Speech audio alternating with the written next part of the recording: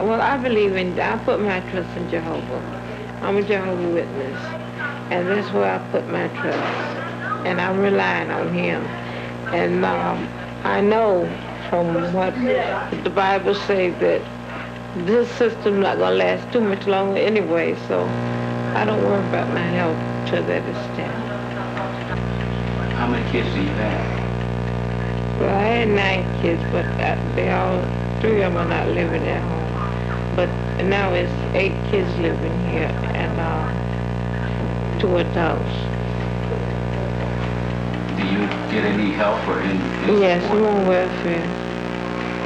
How long have you been on welfare? Since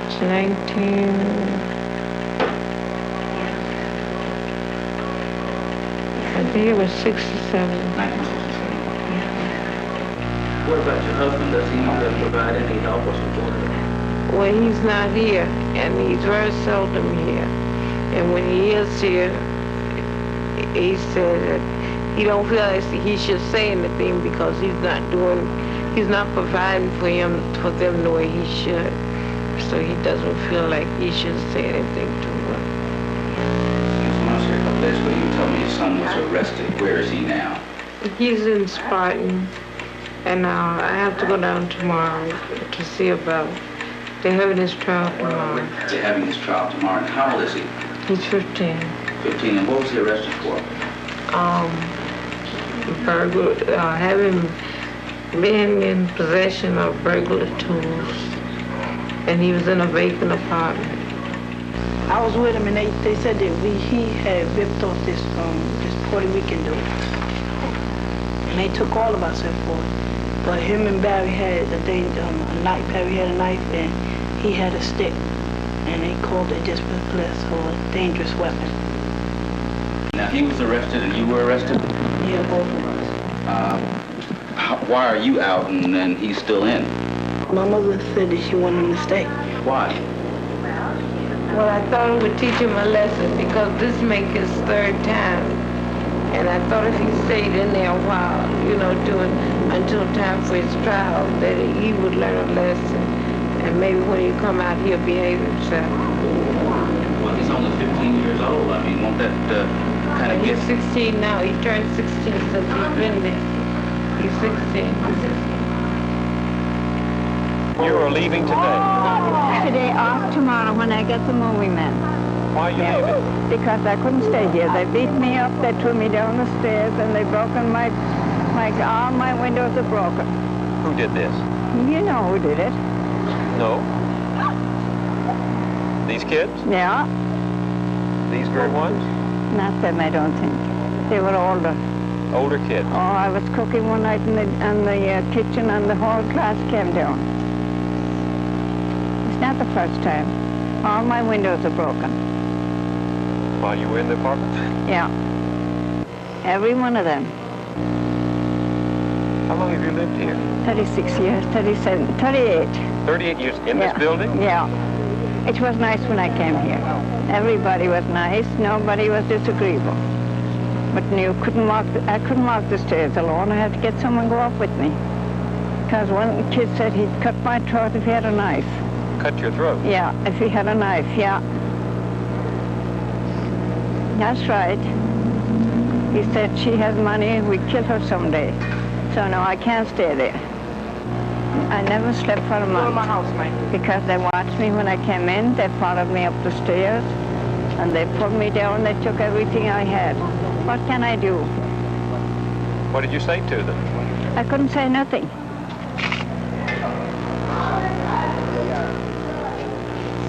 But weren't you scared? Of course I was scared. I went down to the 3rd floor to save me from them killing me. How old were the kids? About, they're hanging around there listening. 15, 14, 15, no more. You keep looking around. Are you nervous? I can't even move, I'm so nervous. You're afraid it could happen again? Oh yeah, they follow me up now, but then my girlfriend is here waiting for me. I worked at the Plaza Hotel for 46 years. You worked at what hotel? The Plaza Hotel. What did you do? I was a supervisor. They gave me a getaway watch. A getaway watch. When did you retire? 72. Don't take it out now. Somebody, don't show it now. I got a beautiful gold watch and my name on it and everything at the back. And I got $100. Is this the building here? Anybody in the alley? The arrival of police interrupted our conversation with Mrs. Sullivan. We followed them into her building. All right, 4 Miller's Bank. They went down the south side.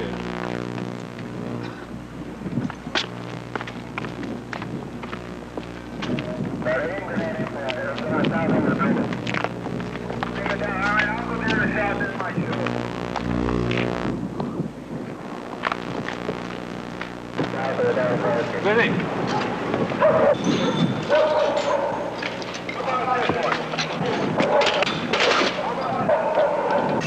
We got a break here, sir.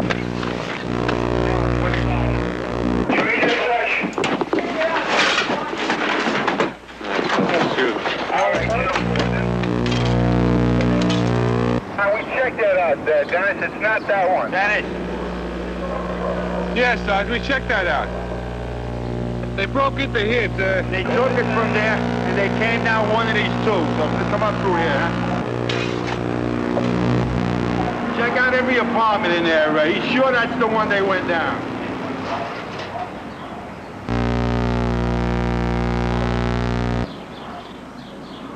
All right, fellas, let's just where we get this done, okay?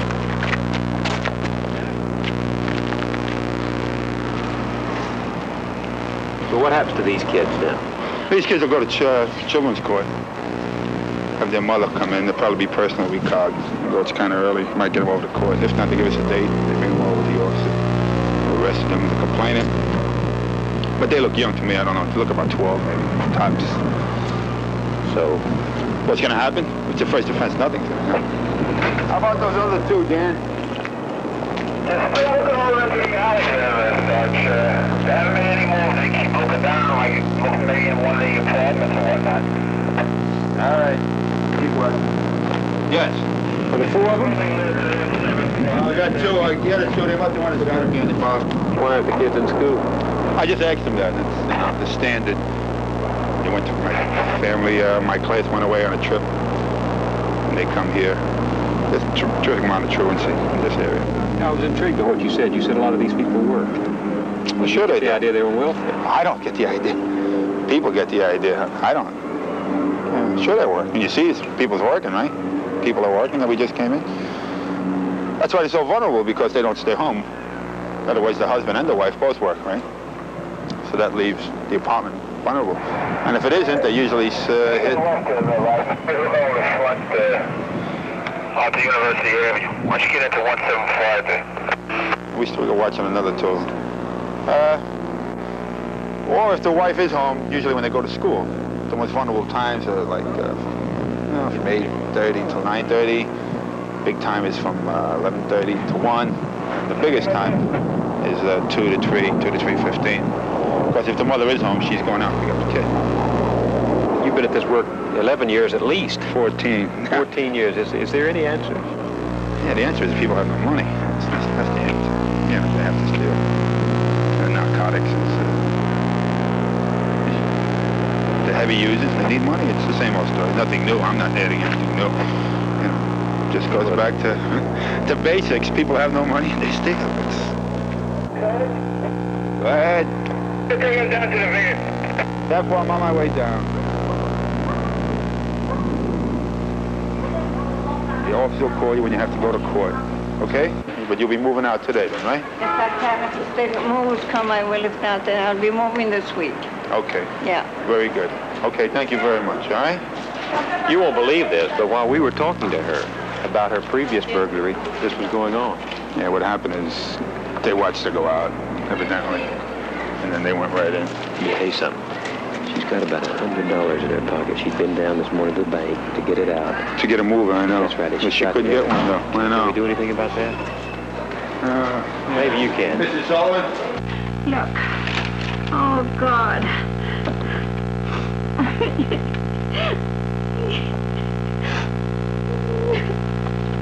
I can't stay here tonight. Look. You see you can't? No, my cat is gone. No, gee. We'll find your cat. Look what they did. They broke everything here. Oh, God. Did you have any valuables in the house?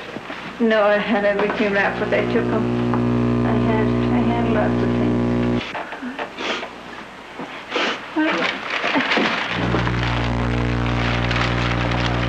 They were in here all morning. And look what they did.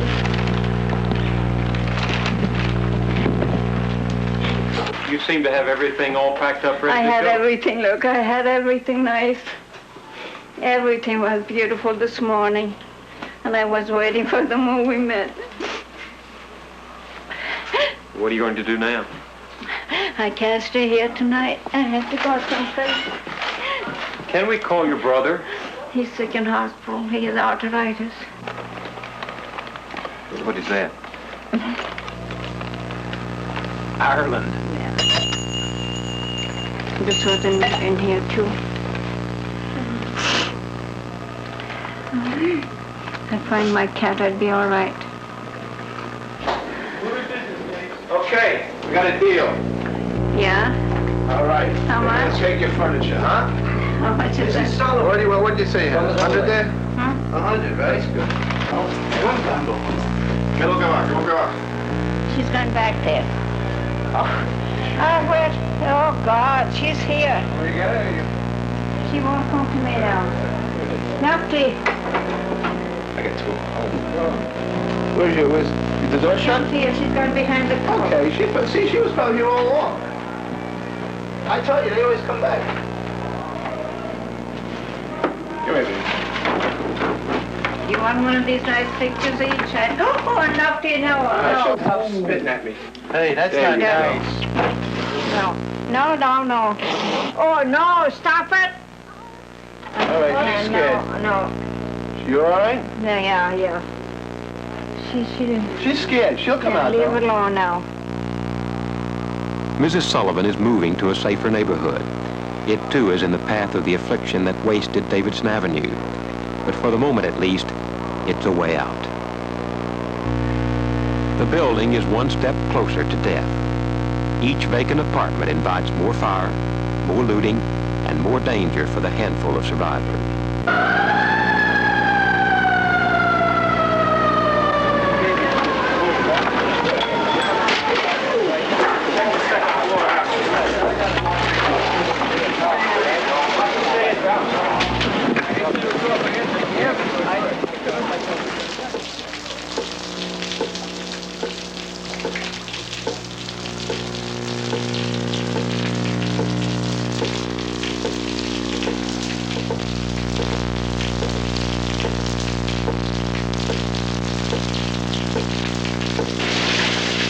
They were playing the World Series in nearby Yankee Stadium when we began filming here last October. By January, the last occupant had gone. A sound building, vandalized and abandoned, in a city of people desperate for places to live. Now, it is empty.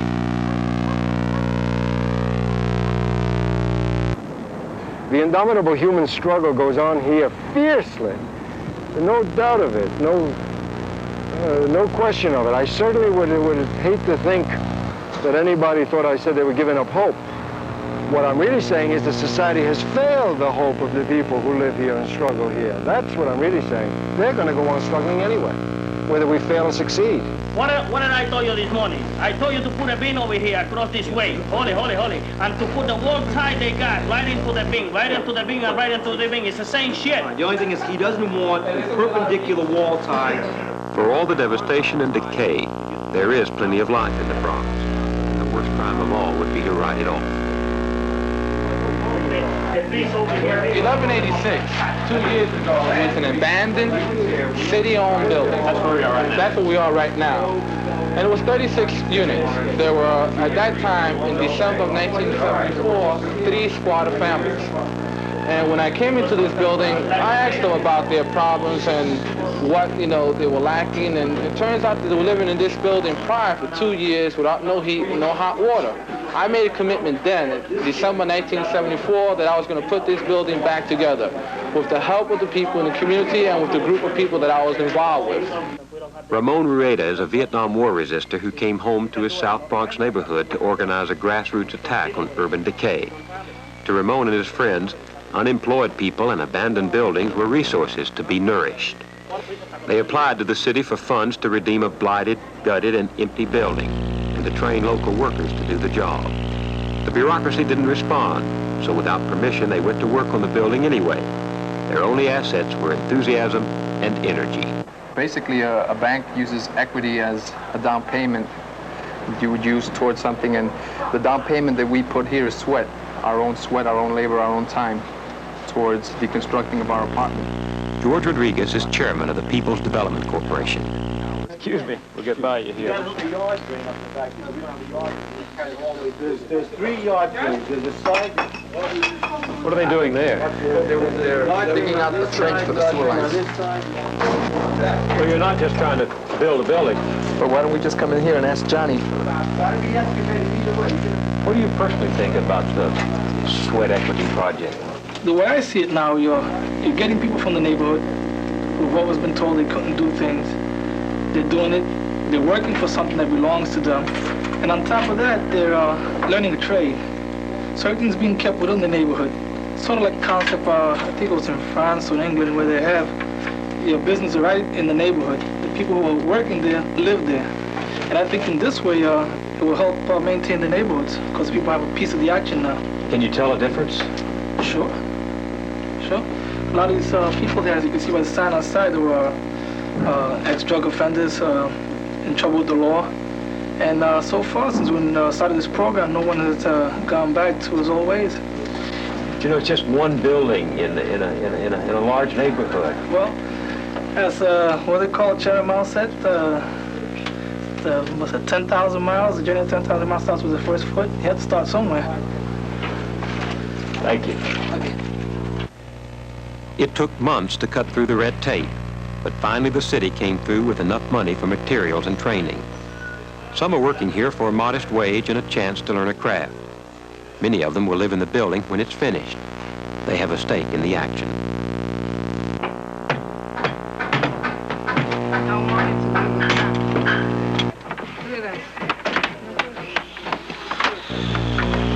It's gonna leave a gap here.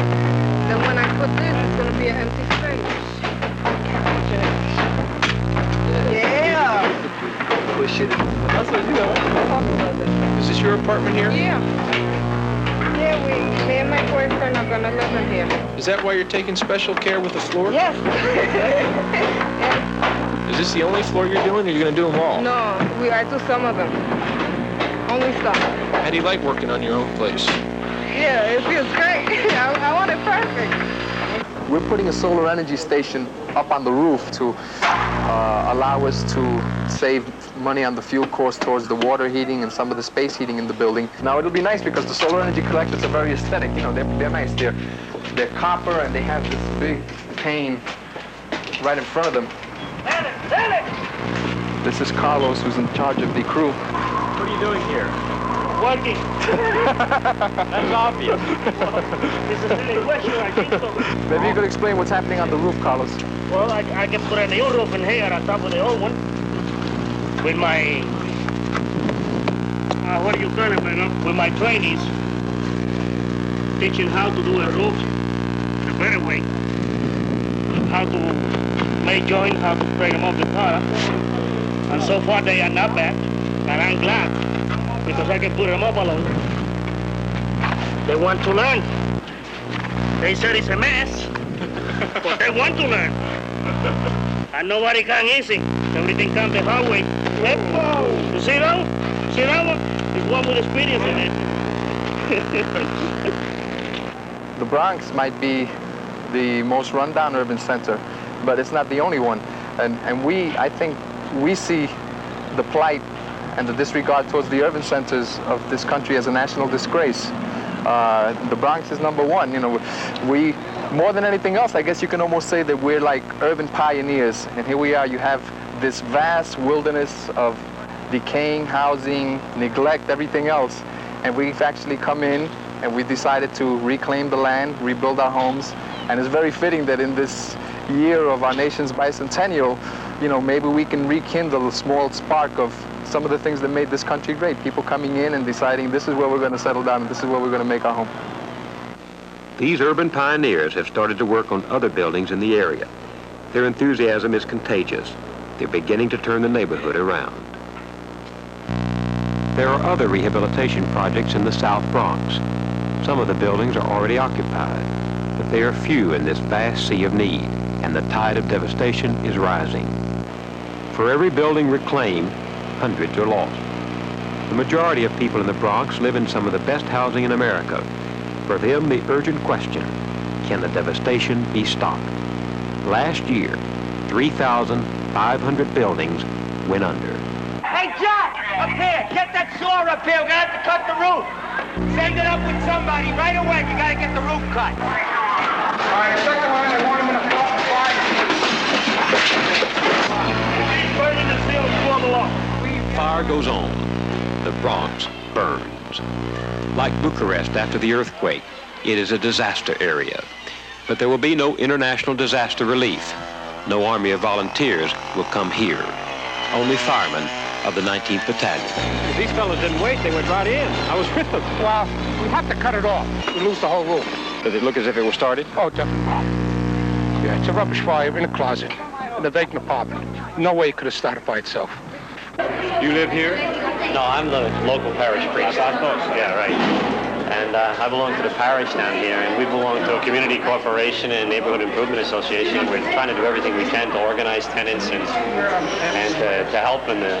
Are you making any progress? We are making progress, and this building was really getting someplace. There was a good tenants organization in here, and we had worked up some kind of a relationship with the landlord. And then, you know, it's seesaw, back and forth. And then you don't know if it's because of this relationship breaking down or if there's a problem with other tenants in the building. I have a Bible group here every Thursday night. I was downstairs in the Bible group. And they talk about life things and talk about, you know, taking care of their kids and taking care of other people's kids. I mean, they're really trying.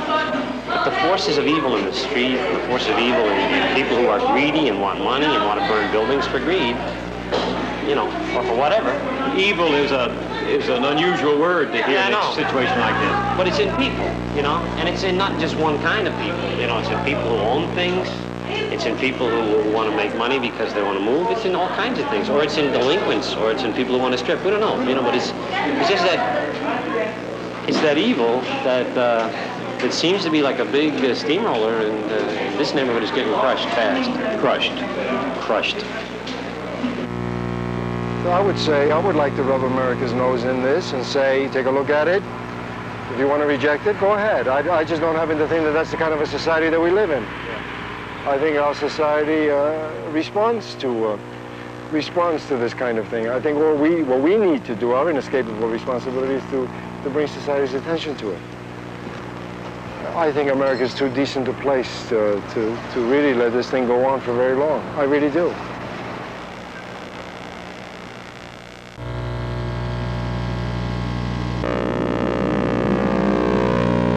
It's easier to report the destruction of the Bronx than to stop it.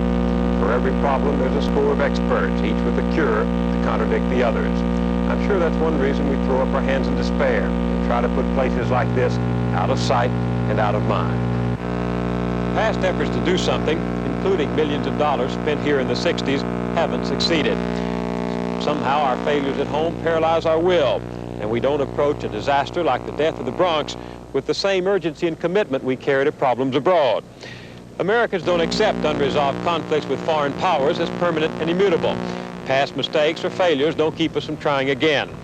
So the Vice President travels to Europe and Japan, the Secretary of State to the Middle East and Russia, the UN Ambassador to Africa. No one of comparable stature comes here. We seem willing to accept this as the natural order of things. You can come here and be depressed by the slums, fires, drugs, crime, and poverty. Or you can be impressed with the discovery that even in awful conditions, some people cherish common human values and try to build a decent life among the debris. You realize that they're the best experts on the Bronx. If we're going to save our cities, we will start with them. The economy has failed them. There are too few jobs, too little capital, too much red tape, and too little effort to understand how best to help them. All that money we spread around in the 60s never got to the root need of human beings to make their own way. Come on, fella, let's go home. Let's go. They want order, safety, and some degree of autonomy just like everyone else. It's time to bet on them. With capital, jobs, and enough time, they might collectively create from these ruins good neighborhoods to live and grow in.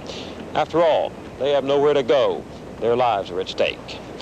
For the rest of us, it's a test of whether democratic capitalism will be made to work for the poorest among us.